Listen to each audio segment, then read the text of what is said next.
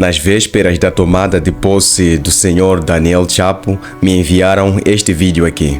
Quando se recebe as contas e se tem o valor real da dívida pública interna que o país tem, da dívida externa que o país tem, da capacidade neste momento que o país tem de fazer os recursos, e que pode se definir esses horizontes. Agora, um candidato a aparecer a lhe dar prazos, enquanto não tem a dimensão real das contas do Estado, eu estaria aqui a mentir. Eu tenho um princípio: dizer a verdade. Este vídeo é nada mais, nada menos que a representação dos pilares daquilo que o senhor Daniel Chapo pretende implementar durante estes 5 anos de mandato para que possamos ter um Moçambique melhor.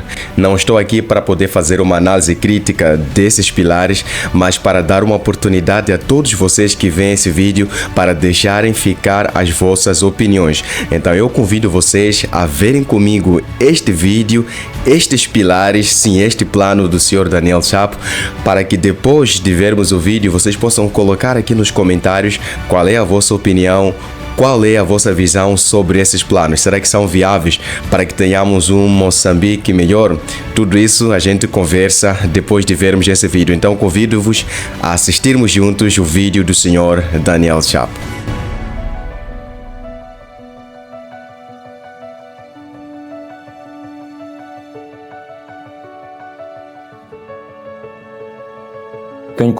Ele já começa com o primeiro pilar aqui: combate à corrupção. Vamos ouvir o que ele diz aqui. Começar comigo. Desafio-lhe a procurar a minha ficha. Se encontrar alguma nódoa, venha dizer que encontrou. A liderança, primeiro lidera-se pelo exemplo. O líder tem que ser íntegro. E eu estou a dizer aqui que este é o primeiro passo. Porque eu não posso ter aquele princípio de que faça o que eu digo e não faça o que eu faço. Primeiro passo para a governação dele: combate à corrupção. E ele desafia aqui o pessoal a fazer uma varredura na sua ficha, não é, no seu processo, para ver se existe alguma queixa ou alguma ocorrência de corrupção aí no seu processo. Então, não sei onde que a gente pode ter acesso a esse histórico, mas é o que ele desafia a todos nós a fazermos, né? Não se alcança a paz sem ir realmente para a linha do diálogo. E qualquer mal que existe ao nível do mundo, existem sempre lideranças que estão a conduzir este processo. E é preciso trabalhar, localizá-los, dialogar e alcançar a paz. Essa questão do combate aos raptos é muito importante, porque temos visto muitas situações suspeitas, não é? Muitas situações suspeitas, de alguma forma mal investigadas. Então, se isso for um assunto importante para Sua Excelência, né, entre aspas, seria importante de certa forma que isso seja eliminado. Agora, quanto à questão, por exemplo, ao ponto anterior, Cabo Delgado está desde 2017, né? Desde 2017 sofrendo com essa questão toda que vocês sabem, nem posso falar aqui o nome. Muitos dos nossos irmãos já perderam a vida desde então, incluindo nossos irmãos até das Forças Armadas. Então é importante, né, priorizar de certa forma a paz em Moçambique. Importante priorizar a paz em Moçambique e ser honesto, trazer tudo ao domínio público e nos fazer entender o que está por detrás dessa situação toda, não é? de combates lá no norte do país. Preciso que se coloque, primeiro, capacidade humana, não é? Pessoas íntegras, pessoas sérias, pessoas honestas, pessoas que percebem o fenômeno do rapto. Educação e saúde. Em um dos vídeos aqui do canal eu falei que Moçambique está muito atrasado do ponto de vista de educação, muito atrasado do ponto de vista de saúde. Um dos primeiros passos que eu acredito que seria muito importante seria também a questão da modernização das salas de aula, não é ter salas de aulas condignas, tirar o povo debaixo das árvores, tirar as crianças debaixo das árvores e permitir que haja, de certa forma, uma educação, porque a educação é o futuro de um país, não é? Desafia-se também nós da parte do povo que se pague aos professores devidamente, pagar as horas extras que estão em dívida, que todo mundo sabe, tem muitas passeatas, muitas manifestações que os professores fazem para que de certa forma haja o devido pagamento, porque se o professor ele não recebe a sua parte, ele está muito propenso a poder abraçar a corrupção para trazer comida em casa. Então, se conseguirmos, ou se de certa forma conseguirem pagar os professores, a dívida que já existe, pagar a eles, não é? Seria muito bom. Agora, podem dizer como é que pode se pagar os professores se não existe verba na educação? O que eu sugiro, minha opinião, vendam os carros de luxo que o Ministério da Educação comprou recentemente e dissolvam esse valor para o pagamento dos professores, não é? Que a maior necessidade está naquele que está no terreno, no campo, fazendo a atividade. Então seria, de certa forma, inteligente dissolver esse valor para que possa se beneficiar aqueles que estão todos os dias com os alunos, com as crianças, dando o seu melhor no terreno lá. Então, seria um ponto muito importante que, se calhar, se o senhor Daniel Chapo conseguir convencer o Ministério da Educação a vender os carros de luxo e priorizar o pagamento dos professores, seria um grande feito. Muitos de nós encaramos a educação como se fosse despesa. Encaramos saúde como se fosse despesa, porque são áreas sociais. Eu não. Encaro a educação como investimento. Educação como investimento e não despesa. Eu gostei dessa parte. Vamos ouvir agora sobre megaprojetos. Não existem contratos completamente estanques. Estes contratos dos megaprojetos são passíveis de revisão, sim. Uma das revisões que tem que ser feita nessa questão dos megaprojetos, tem existido muitas acusações de pessoas dizendo que algumas dessas empresas que estão a liderar os megaprojetos, eles têm, de certa forma, membros do Estado como acionistas. Eu não sei se isso é verdade, não tenho como provar, não tenho como trazer essa informação como verdade absoluta, mas na revisão, conforme está sendo prometido, se houver essa revisão, priorizem a retirada de pessoas públicas como acionistas de empresas privadas. Seria muito bom ter essa justiça, essa honestidade, para que o Estado não interfira nas questões privadas, de tal forma que o Estado possa comandar como é que uma empresa deve funcionar. Existem as leis de trabalho que já regem como devem ser tratados os funcionários, como devem ser geridos esses projetos todos, mas ter membros, figuras públicas como acionistas dessas empresas acaba não trazendo, de certa forma, uma liberdade de operação para aquelas pessoas que estão ali. E também a descentralização. Por exemplo, nós temos a Vulcan em Tete, né, em Moatize. O que acontece? Não tenho visto um desenvolvimento notável na Vila de Moatize, para que, ou seja, como resultado do projeto de exploração de carvão que temos lá em Moatize. Então, deveriam descentralizar, de certa forma, os lucros que são produzidos na empresa de mineração de carvão, deveriam ser para desenvolvimento de Moatize ou, se calhar, da província de Tete em geral, e não propriamente transferir tudo para a capital. Não sei como tem sido feita essa questão de orçamentos, mas também seria um bom ponto de análise. É uma sugestão, né? É uma sugestão que pudessem fazer assim, descentralizar todos esses lucros para que os municípios, as províncias, as cidades pudessem canalizar os seus próprios lucros para o desenvolvimento daquele certo polo, não é, regional. Então, essa é a opinião que eu trago nessa análise da questão dos megaprojetos. A título de exemplo, nós temos, por exemplo, a Vila de Songo, em Caurabaça, não é? A Vila de Songo é uma das vilas, se calhar cidades mais bonitas que temos em Moçambique. A HCB tem feito um trabalho muito bom mesmo, de tal forma que estão com um projeto de asfaltar todas as ruas. Por quê? Porque o valor da HCB, o valor dos lucros aí da energia tem sido canalizados, se calhar parte, né, do valor tem sido canalizados para o desenvolvimento da própria vila, de tal forma que em parte a energia é um bocado barata para a população. Houve um tempo até, não sei se persiste até agora, que havia transporte gratuito para o pessoal lá da região, ou seja, da Vila de Songo.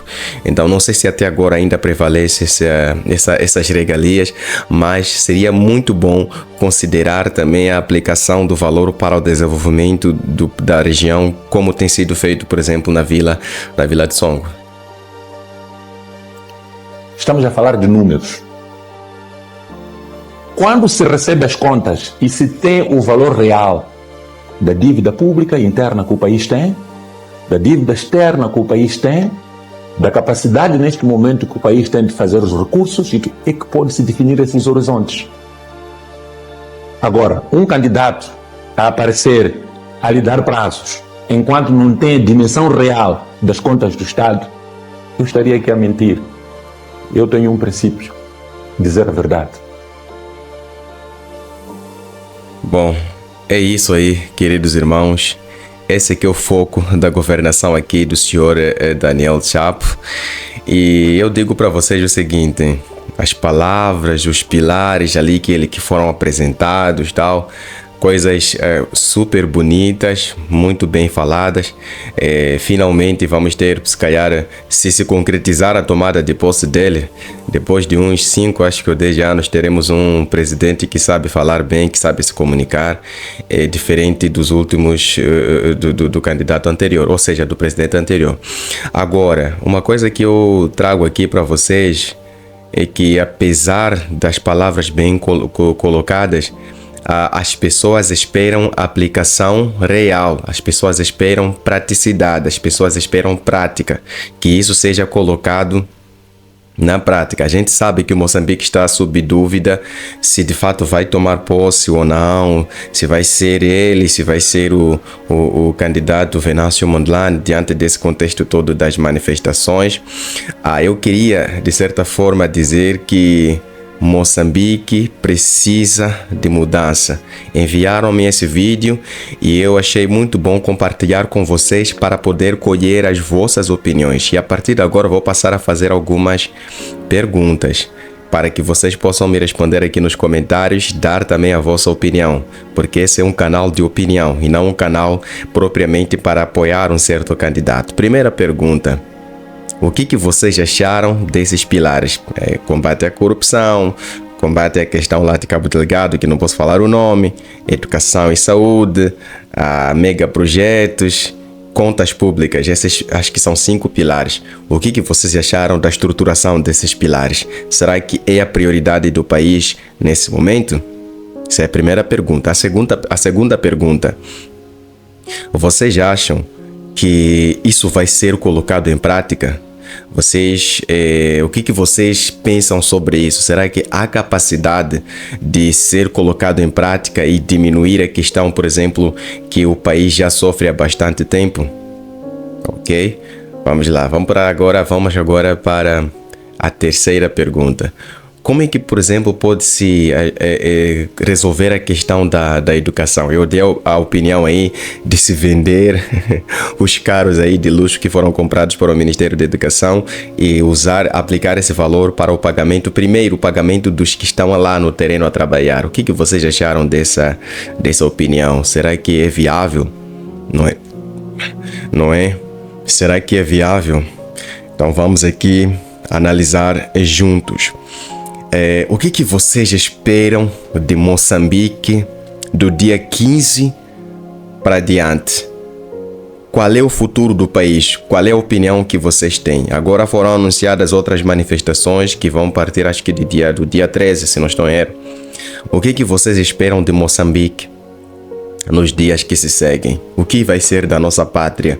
O que vai ser do nosso país? O que vai ser do nosso povo? Não é? É isso que eu gostaria que nós analisássemos juntos. E quero fechar esse vídeo fazendo um apelo. Olha, nós todos estamos ansiosos, por assim dizer. Todos nós estamos ansiosos para que haja mudança, para que haja crescimento, haja desenvolvimento no nosso país. Mas, infelizmente, eu tenho visto algumas coisas que têm acontecido ultimamente, que é a questão, por exemplo, do saque. As pessoas têm saqueado estabelecimentos de seus próprios irmãos. Olha, a manifestação em si, ela é um direito público, todos nós podemos nos manifestar. Mas infelizmente eu tenho visto pessoas saqueando, por exemplo, propriedades de um irmão seu que gastou todos os seus recursos para poder começar um negócio, para poder começar um empreendedorismo. Aí teve todos os seus produtos saqueados, teve todas as suas finanças reduzidas a nada. A título de exemplo, vi há dias atrás um vídeo aí da família do Azagaia. Se eu tiver aqui, vou colocar aqui para vocês, da família do Azagaia pedindo, não é? Pedindo para que possam devolver, sei lá, o estúdio, materiais assim de estúdio que foram saqueados. Irmãos, o que acontece? Já não está-se a ter foco naquilo que é o principal. Não saqueiem os vossos próprios irmãos, porque isso, mais do que reivindicação, retrocede a questão do desenvolvimento do país. Mas mesmo em contexto de saque, também não se justifica, por exemplo, o disparar-se de armas letais contra o povo. Então, ou seja, por um lado, o povo está a perder o foco em algum momento, saqueando bens do próprio irmão, não é? Regredindo o seu desenvolvimento, mas por outro lado, a repreensão por parte das autoridades está sendo muito severa e desnecessária. Por exemplo, usar armamento letal para poder dispersar manifestantes desarmados. Não se pode usar destes meios, porque de certa forma isso está a causar muitos prejuízos para famílias que estão a ficar em luto. Então vamos reivindicar os nossos direitos e respeitar também o direito do nosso irmão. Ou seja, onde o meu direito termina, começa o direito do meu irmão, daquele que está junto comigo nessa luta. Então, essa questão de saques vai confundir o povo sobre a legitimidade dessa luta que todo mundo está aí a travar. Então, esse é o plano de governação do senhor Daniel Chapo, e estas foram as minhas perguntas sobre a questão desse plano todo, desses pilares, e também a minha opinião sobre o contexto das manifestações. Vamos pautar pelo cuidado, pela cautela, para que nós não possamos lesar o nosso próprio irmão. Se tem alguém que nós queremos reivindicar, nós sabemos quem é, nós sabemos onde deve fazer, mas não contra os próprios irmãos. Então, pela paz, pela harmonia e pela tranquilidade, vamos lutar a favor dos nossos direitos.